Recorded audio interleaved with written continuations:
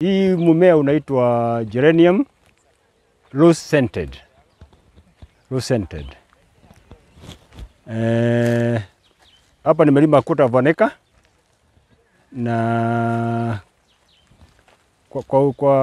kwa kawaida hii rose geranium inatumika kwa kutoa marashi, na tuna kampuni inaitwa kutoka ardhini iko hapa just around about 2 kilometers or so, ndio huwa tunauzia.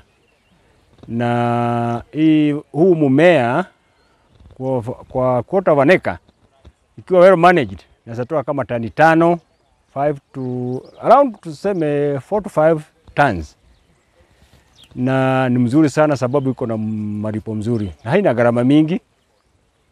Wote tulikuwa ni borea na maji na kulimia tu, kwa hivyo haina gharama hiyo mingi, lakini it is a very promising plant sababu imekuwa inatusaidia sana.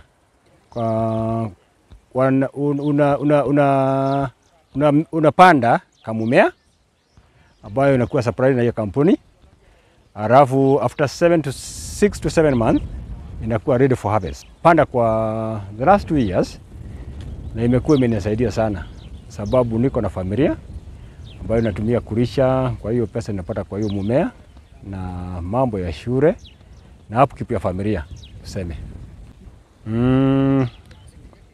Wakati najua for the last 2 years kumekuwa na kiangazi, na hiyo kiangazi imetu affect sana juu mazao lazima inapungua, lakini wakati kuna mvua mingi na wakati hakuna mambo ya rationing ya maji, nilikuwa nimepata the last time I harvested the highest ilikuwa ni 35,000.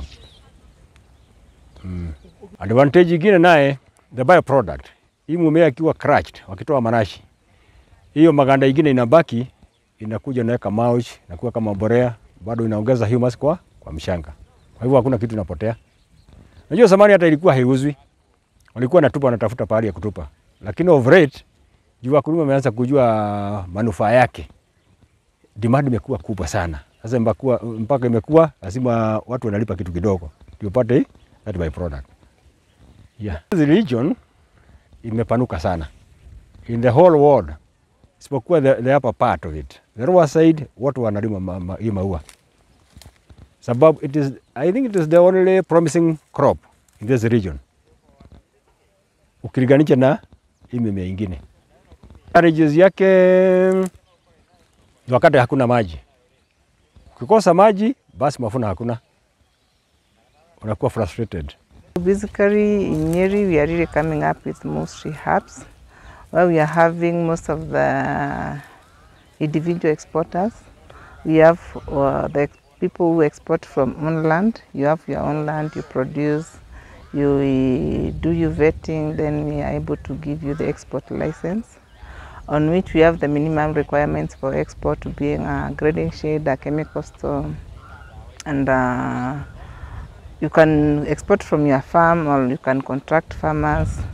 So HCD with the county government, like here we work with the county government of Nyeri, that is Kieni West, Madam Carol being the SCAR in charge. And we witness these contracts. These contracts are basically between the farmers and the exporters. Nyeri is really coming up with herbs, as I said earlier, and farmers are producing in small scale. They are being contracted to witness these contracts. Still, there are other crops like geranium, which is here with us from this farmer. Geranium is meant for production of essential oils. We have an exporter who is based here in Nyeri, basically in Narumoro. They are exporting the crop, and they have contracted farmers within Sorio Ranch and within this region. And for them to produce, what we normally recommend is that they have a contract, because the crop, most of the farmers don't know how to utilize the crop locally. So they are contracted by these farmers. We witness these contracts, and then the exporter gets the supply from the small scale farmers, so that they have the volumes that they are able to export in the market to do the wells. So the industry here will collect the geraniums from the small scale farmers, and then they process the wells, and then they export the same oil. Yeah. We embrace a lot, there is a lot of herb production because the weather is conducive and most of the lands have not been fully utilized, and also most of the people who are producing, they are able to have their own water, they are drilling their own water. And one of the key things for the herb industry is that water is essential for production of herbs, and we are lucky that most of the water that we are drilling is not salty, it's fresh water. And also the nearest of Nyeri to Nairobi, I think that's the key thing that most of the exporters are eyeing on. And the volumes that are exported are also big because we have more of the small scale exporters, and then they can have, if they are not able to do a refrigerated truck, they can have one truck. Mostly they harvest like 4 farms the same time, then they are able to transport. And also the buyers that are buying the same herbs, they don't need very big volumes. So you get the exporter is doing like 5 varieties of herb, maybe mint, rosemary, sage, tarragon, and then the small volume of boxes. And also production of herbs is not as challenging as other vegetables because most of the herbs will also repel insects, and you get now there is no challenge of most spraying. So I think that's why most of the people have really embraced it. And also the labor force, there is no big challenge of labor in the county. Accessibility, you know, there are very many exporters, so accessibility to the nearest of the market. That's why even the small scale farmers, like these regional farmers who really want to do the production. And the moment I link the farmer with the exporter, and also the exporter as an own farm, there is that continuity of production. Yeah, payment, they get good money, and now that's where we come in as HCD, in that you read the contract to both parties and explain the farmer that you'll be paid this much.